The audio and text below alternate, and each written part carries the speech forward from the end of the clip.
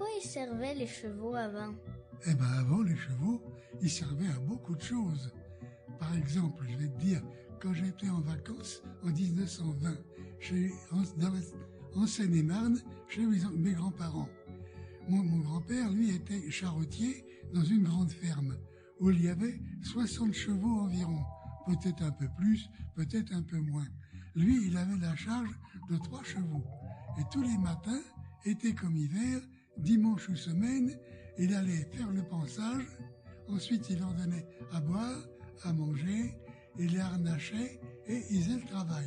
Alors ça dépendait, ça pouvait être tirer une charrue, ça pouvait être tirer une moissonneuse, ça pouvait être tirer un tombereau, ça dépendait du travail qu'il y avait à faire.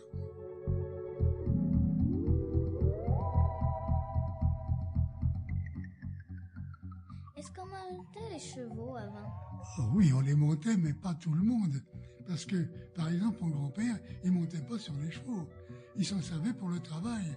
Mais son patron, qu'on l'appelait Monsieur Labour, c'est curieux qu'il s'appelle comme ça pour un paysan, mais c'était son nom. Monsieur Labour, il avait des chevaux de selle. Alors il montait dessus, et puis il allait dans tous les champs qui lui appartenaient dans la campagne pour voir son personnel qui travaillait, ce qu'il faisait, s'il le faisait bien, s'il faisait bien ce qu'on avait commandé.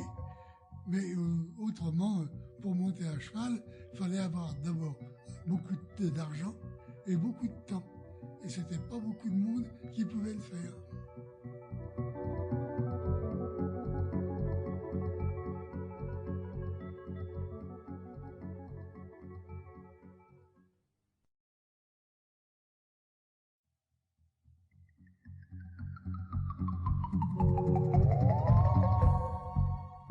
Dis grand-père, est-ce qu'on servait des chevaux dans l'armée? Dans l'armée, on se servait beaucoup des chevaux. On s'en servait d'une part pour tirer le matériel, parce qu'il y en avait beaucoup.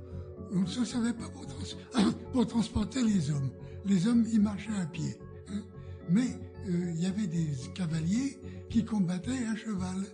Alors ils avaient des chevaux assez lourds, parce que les gens qui étaient là-dessus étaient armés. Sample complete. Ready to continue?